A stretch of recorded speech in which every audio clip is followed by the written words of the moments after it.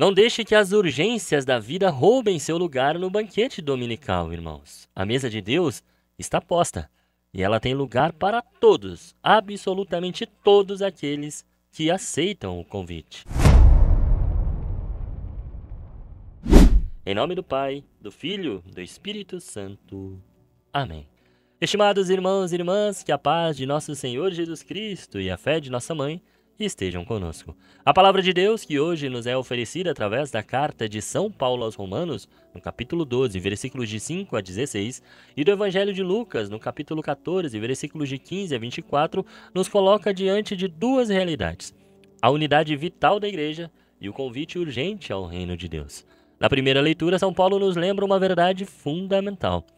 Somos, embora muitos, em Cristo um só corpo, e todos membros uns dos outros. Essa não é apenas uma metáfora bonita, irmãos, mas a realidade mística e viva da nossa igreja. No batismo, fomos enxertados em Cristo e, por ele, ligados uns aos outros de modo inseparável.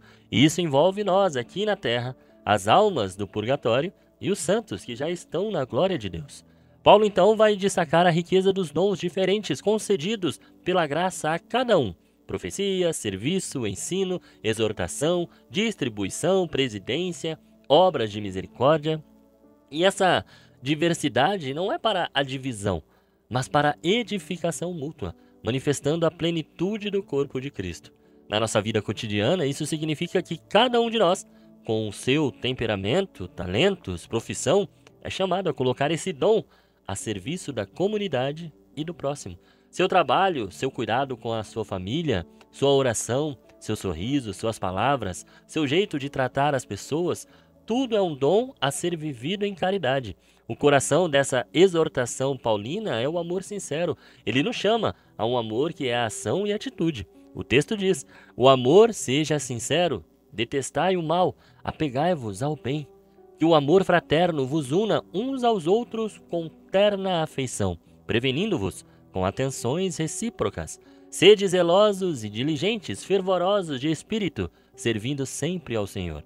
Alegres por causa da esperança, fortes nas tribulações, perseverantes na oração. Socorrei os santos em suas necessidades, persiste na caridade, na prática da hospitalidade. Abençoai os que vos perseguem, abençoai e não amaldiçoeis. Alegrai-vos com os que se alegram, chorai com os que choram. Essa caridade, irmãos, não é teórica, não pode ser teórica. Ela se traduz em atos simples de hospitalidade, de perdão e de humildade. O nosso lar, o nosso local de trabalho, o nosso grupo de amigos, a nossa paróquia, são todos campos de missão onde a lei do amor deve sempre reinar sobre o orgulho e o individualismo. Hoje, no Evangelho de Lucas, nós continuamos no banquete em que Jesus fora convidado ontem. Um homem que havia sido convidado proclama: feliz aquele que comer o pão no reino de Deus.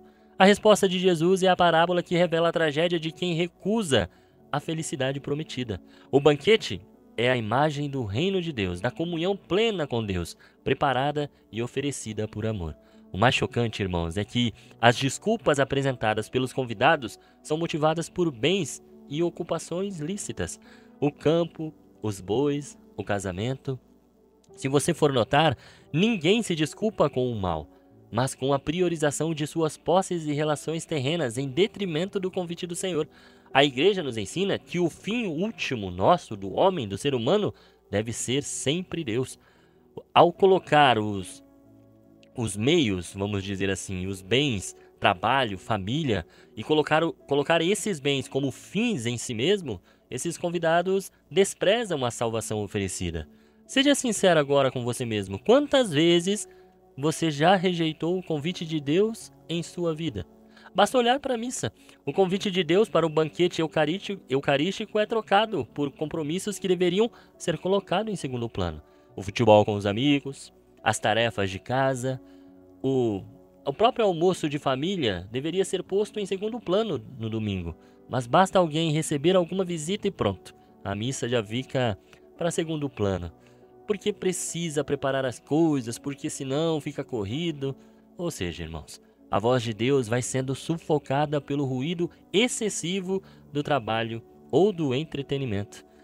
A dedicação que devemos ter ao irmão necessitado é substituída sempre pela busca incessante do lucro ou do conforto pessoal. Ou pior, nós colocamos as nossas vontades à frente daqueles que precisam, o que deixa ainda mais evidente o nosso egoísmo. Na parábola, irmãos, diante da recusa, o dono da casa, tomado de justa indignação, abre o banquete aos pobres, aleijados, cegos e coxos, e depois a todos os que estão pelos caminhos e atalhos.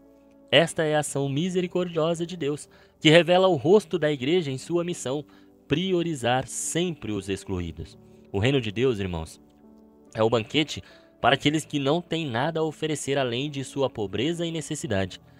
Esta é a doutrina da igreja sobre a opção preferencial pelos pobres, não como exclusão, mas como primazia evangélica. Por isso hoje Romanos vai nos ensinar como viver a vida cristã, no corpo místico de nosso Senhor, que é a igreja, em caridade ativa e humildade fraterna. E o Evangelho de Lucas nos chama à urgentíssima resposta ao convite de Deus, advertindo-nos contra a sedução de colocar as coisas da terra acima do reino. Amados irmãos e irmãs, é necessário identificar o carisma que Deus nos deu e colocá-lo a serviço, lembrando sempre que somos todos membros uns dos outros. Todos os dias precisamos revisar nossas prioridades. Não permitir, irmãos, que este mundo ao qual vivemos, os bens materiais e até mesmo a família, nos impeçam de dizer sim ao banquete eterno, que começa aqui, na Eucaristia, todos os domingos. E no serviço, claro, o chamado universal de todos é imitar o servo fiel do Evangelho, saindo das paredes de nossas comodidades para ir ao encontro dos pobres, cegos e coxos do nosso tempo, chamando os irmãos com amor e urgência para o banquete que já está preparado. Que hoje a nossa Mãe, a Virgem Maria, nos ajude a viver a caridade com sinceridade e a responder ao convite do Senhor com alegria e prontidão. Somente assim, irmãos, não seremos excluídos do banquete celestial que nos aguarda. Que Deus abençoe você e até amanhã, se esse mesmo Deus me permitir. Senhor, estivemos aqui reunidos por amor a Jesus Cristo, em nome do Pai, do Filho, do Espírito Santo. Amém.